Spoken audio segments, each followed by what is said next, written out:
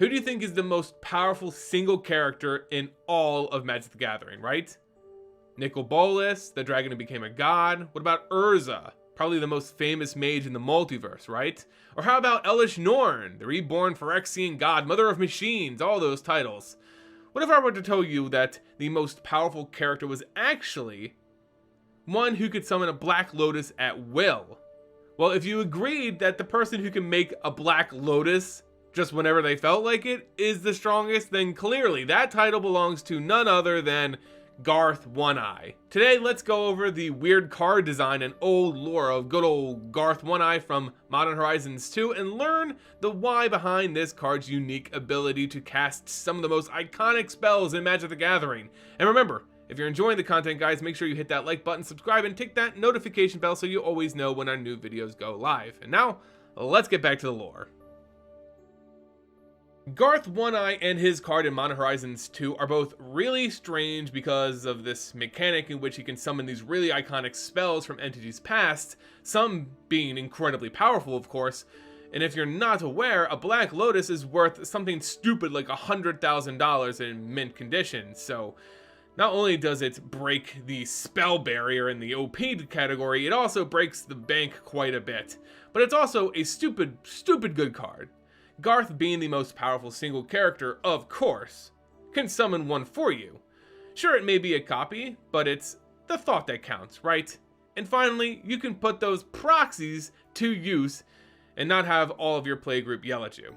So while the Black Lotus may draw a lot of attention, the real draw is Garth's mana cost and the other spells that he can conjure up. Shivan Dragon, Terror, Regrowth, with others as well, they span the entire Magic color wheel. This includes his own cost, of course, being the rare 5 all colors mana cost.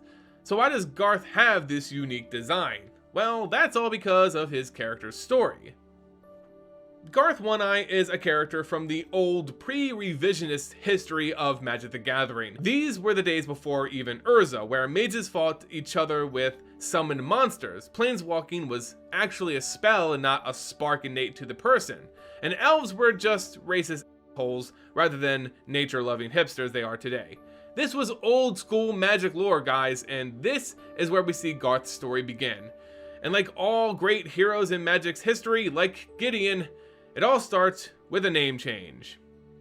Garth was actually born Galen in the Kush region of Dominaria, which was the epicenter of all the MTG lore during these early years.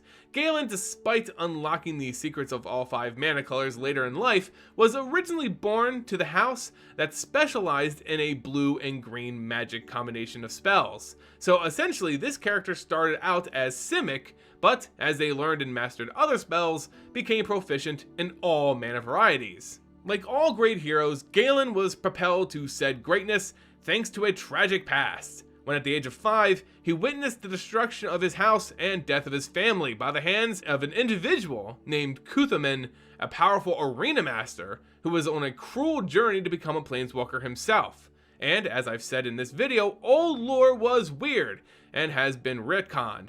But back in these times, a planeswalker spark didn't exist, but rather the power to planeswalk was available to any mage provided that they had the right spells and enough mana to actually cast it.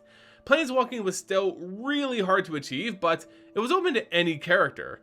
Kuthaman wanted to planeswalk, but didn't have the mana necessary for that spell, so he ordered various houses to provide him with said mana. Galen's house refused, so they were destroyed. He also had his minions gouge out the left eye of Galen just to rub salt in him and his family's wounds, which would of course lead to his nickname, One-Eye. Living in exile for most of his life, Galen changed his name to Garth and sought vengeance for his house. Under this false name, Garth entered the arena seeking a bout with Kuthaman himself, but first, he had to climb the ladder and earn the master's recognition as a competitor. Garth was not a strong man. By all accounts, he was rather gaunt, a thin, sickly frame with messy dark hair and perpetual 5 o'clock stubble. Garth wasn't your traditional gladiator, but what he lacked in muscle, he made up for in magical prowess, as he spent his time in exile collecting numerous spells and artifacts, mastering every single one of them. He kept all of these close to him in a spell satchel that he kept on him at all times. With mastering the 5 colors of mana, Garth, just like the movie Gladiator, earned the crowd's favor with victories in bout after bout, of course leading to the climactic fight against Kuthleman himself, in which Garth was again victorious. To personalize his revenge, Garth used a blue spell to steal Kuthleman's ability to planeswalk, essentially robbing him of that prize earned through all that death of his house. This effectively made Garth a planeswalker as well, stealing that spell and adding it to his catalog of spells in his satchel. Garth effectively became a planeswalker. Now, I say he's a planeswalker, however his card in Modern Horizons 2 is not a planeswalker. What's the deal? This goes back to the type of planeswalker Garth One-Eye was back in this story. He didn't have a spark as we know it today, but rather he used a spell that traversed the multiverse instead. Of course, later on, revisionist history could explain that powerful spells ignited these characters' sparks, and they simply weren't aware of that spark being within them that time. But essentially, Garth One-Eye may have been a planeswalker, but his character is known more for casting a vast variety of spells, which leads more to this sort of card design in Modern Horizons 2 than it would, say, a planeswalker. Now, Garth's story wasn't over quite yet though. As a planeswalker, he found it very hard to settle down despite starting a family with a woman he loved and growing their very own vineyard. He was able to set aside this powerful magic and accumulated over the years for a short bit of time, but the mysteries of the multiverse called out to him, and he began to wear his spell satchel into adventure once again.